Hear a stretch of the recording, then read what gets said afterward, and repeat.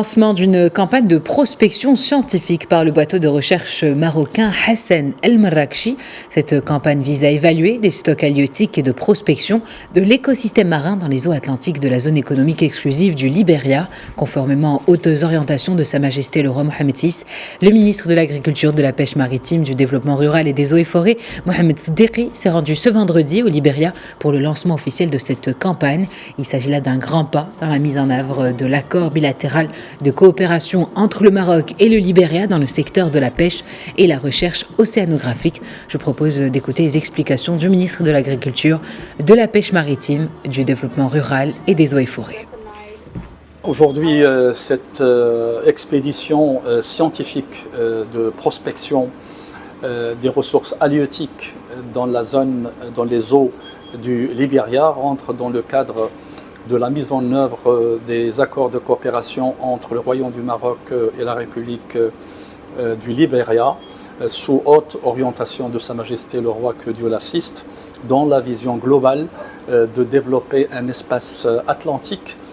autour de la pêche comme colonne vertébrale de l'économie bleue, et qui doit être le moteur donc du développement de cet espace et de coopération avec les pays frontaliers donc à l'Atlantique. Il s'agit donc d'une prospection des ressources halieutiques qui va prendre 15 jours par le bateau scientifique marocain Al Hassan El Marrakchi, qui est équipé des derniers laboratoires, donc très modernes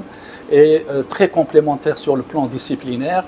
et qui permet une analyse globale, très compréhensive de l'ensemble des paramètres et des facteurs qui intéressent donc l'écosystème marin et surtout le stock halieutique dans les eaux du Libéria. Et cela bien sûr va permettre d'établir une base de données qui va être examinée, analysée par les scientifiques et fournir aux décideurs un tableau de bord de décision concernant la gestion et la gouvernance de la ressource halieutique en termes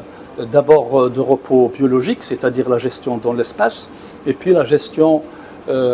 territoriale, c'est-à-dire le zoning,